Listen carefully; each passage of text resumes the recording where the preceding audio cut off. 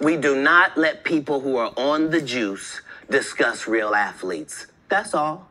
Let's talk about the Katt Williams interview on Club Shay Shay, dropping some big names like Steve Harvey and Kevin Hart. I was supposed to be the fourth king. I got the offer. Then what happened? But I turned it down. Why? Because you shit on Bernie.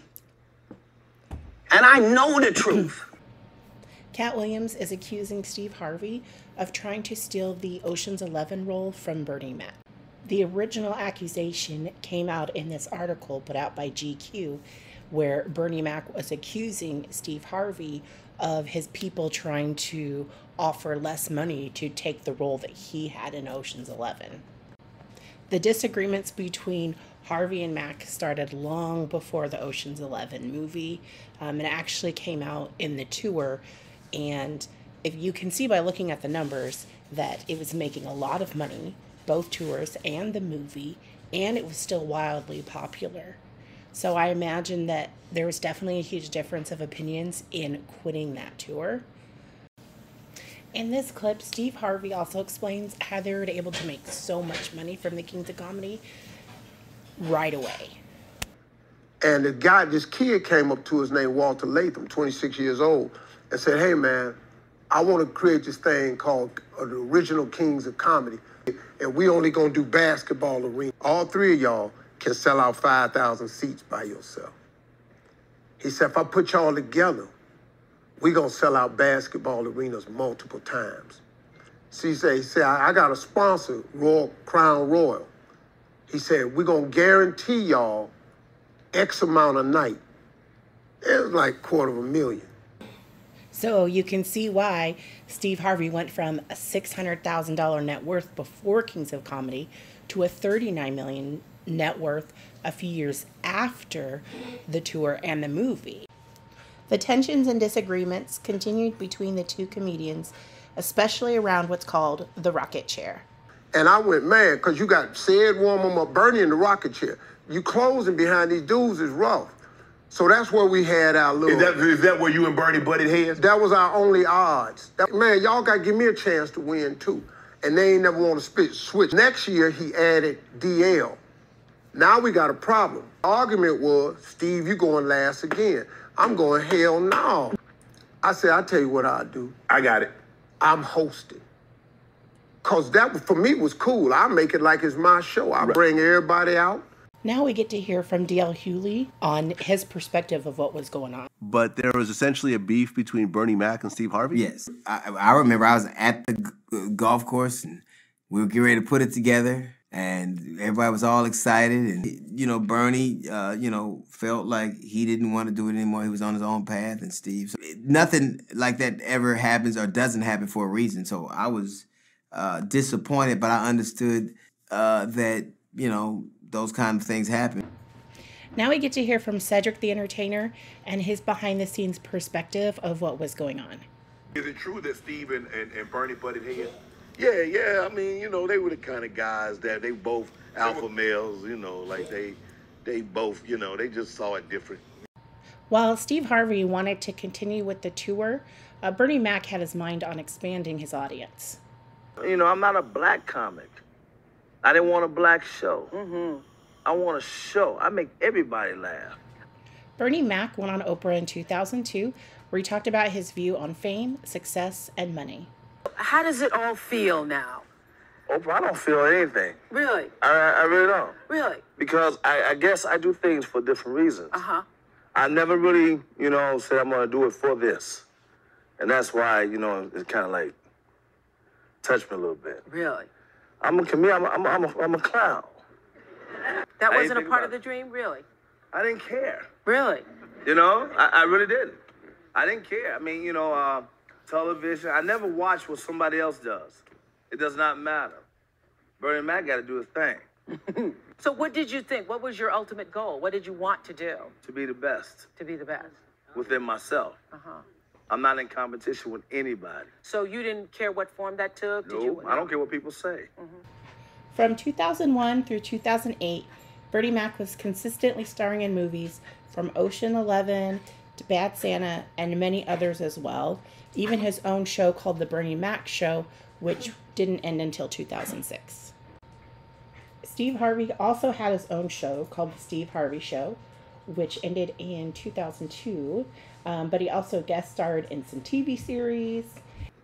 I was a TV star.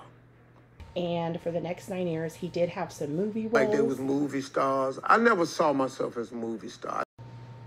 So both Steve Harvey and Bernie Mac did have future success outside of the tour, but I think there was just this big conflict of Steve Harvey wanting to do the tour still and Bernie Mac wanting to move into Hollywood and movies. So my final thoughts on this accusation: on one hand, I see where Katt wants Bernie to have that legacy, that recognition. On the other hand, it does feel like something that group of the Kings of Comedy, like they were in it and went through it with each other, know kind of more of what happened there. I don't know. It seems like a little bit in poor taste to me to bring it up because Bernie Mac did pass away in 2008. So he isn't here to defend himself. He's not here to say where things stand. This next clip is going to be Katt Williams' comment about Steve Harvey trying to outdo Bernie Mac. I just want to say that I do think what he says is really harsh. I was going to try and cut some of it out, but I still wanted to show that Katt Williams has a lot of respect and admiration for Bernie Mac. Because you can't beat the best. And until you humble yourself, you will forever be kinged by the king. That man was funnier than all of y'all. The king is the funniest. Period. Every time. The next accusation is that Kevin Hart never sold out a comedy club. No one in Hollywood has a memory of going to a sold-out Kevin Hart show, there being a line for him ever getting a standing ovation at any comedy club. He already had his deals when he got here. When Kevin Hart first got started in stand-up, he did struggle somewhat to get his act up off the ground. So he even had someone help him by the name of Keith Robinson to kind of really hone that in. So he did initially get his start in the movies, but then in 2009, his stand-up really took off. And Kevin Hart is super successful, has a net worth of over $450 million, doing quite well for himself. This is Kevin Hart's public response to the Katt Williams interview. I look at this response in two ways. One, it kind of proves Katt's point about the kind of money and people at the top. But then on the other hand, I can see where he's coming from, where he doesn't really want to get into it with Katt Williams, all of it. Like, it doesn't really matter that he didn't have a standing out at the comedy clubs. He got success through movies and highly popular, and he made a lot of money doing it. Katt Williams accused Ricky Smiley of lying that the Money Mike role was stolen from him. You sit here and you said out that mouth, you stole Friday After Next, the one I was in. I wish all of America fumbled a bit when that happened. And then he said some stuff that we haven't heard in 100 years in Hollywood. This is the comment that Ricky Smiley made about the Money Mike role. You were originally supposed to play Katt Williams' character. Yes. And Katt Williams was supposed to play my character. And somebody said, no, we want you to play Mike. The thieving-ass Santa Claus. Right, and then, yeah, because Katt Williams was going to be the Santa Claus. Right. And then, and they switched it over. Right. Ice Cube responds publicly about the Money Mike role. Ricky did give Money Mike a shot, auditioning. We decided that he would be a better Santa Claus. We saw Katt. You know, when I saw him, I just knew that he was perfect for Money Mike. Katt accused Faison Love of never having a comedy special.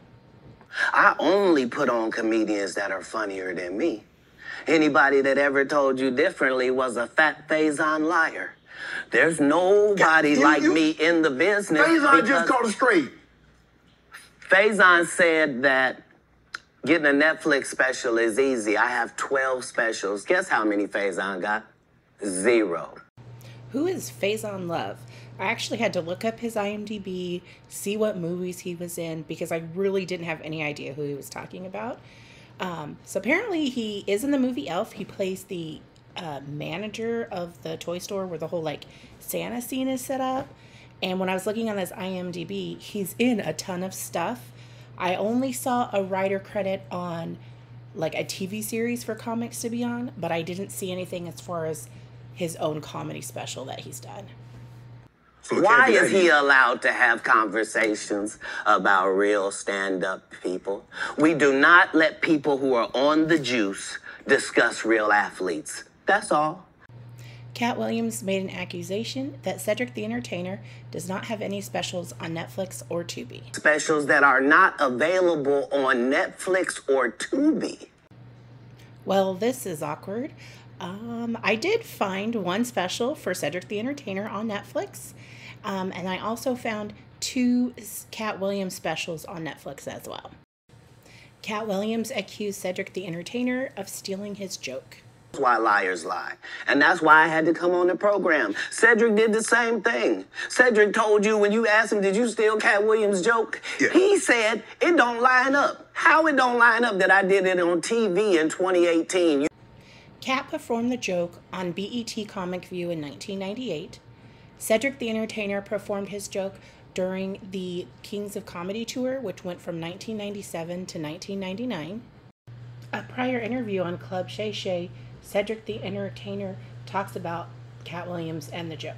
I don't. Well, you and Katt. Katt say you stole one of his jokes. Yeah, it was ridiculous. It was like the idea of the joke that he was even talking about don't even match up with no timeline. So I've seen this guy 30 times. Like, dog, if you literally was that upset about it, like, dog, why didn't you say, hey, why didn't you say nothing? Like, that don't even make sense.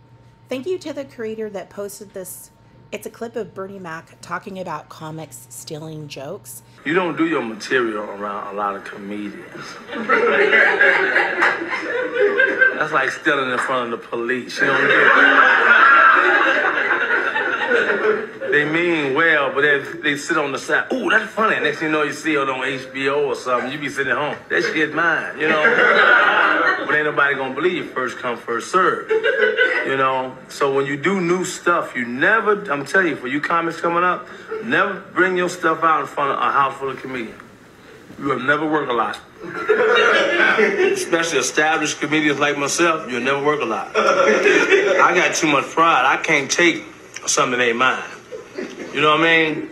I can't go up and say something ain't mine. The kick about going up there is making people laugh about something that you wrote. Katt Williams made an accusation that Steve Harvey was never homeless. I'm not fueled by alcohol. I've had a sip, less than you. This is like Steve Harvey telling people he used to be homeless. That's my story. That's not his story. Steve Harvey wasn't never homeless. When Mark Curry was touring with him 25 years ago, he was making $3,000 a show in cash and doing 5 shows a week. They just tell the stories. Steve Harvey explains the history with a couple that were surprise guests on his show. We love you, buddy. These people, we wish you the best happy birthday. I was 26 years old, man. I was struggling. I didn't have nothing. And these people owned the furniture store in Cleveland. And they took me in and gave me my first contract with my little carpet cleaning company. When I became a comedian at 27, I didn't have money to travel. They gave me an account at their travel agency. And man, I ran up a bill like $11,000 just trying to travel and make it. Them people right there.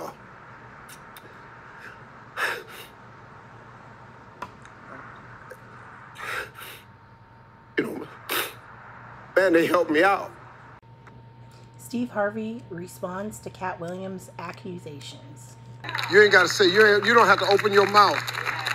You don't have to do it, man. All my haters, I ain't got to say nothing to them.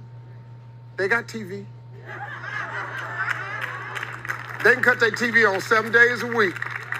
All that hating, he on there. Oh, man, I don't even worry about it. You know, I've learned how to handle haters, man. And the only reason you have haters is because you're effective. Like, I got somebody really attacking me right now. I mean, really going after me, man. I just let them hate, man. And that's all you got to do, man. Just keep living your life.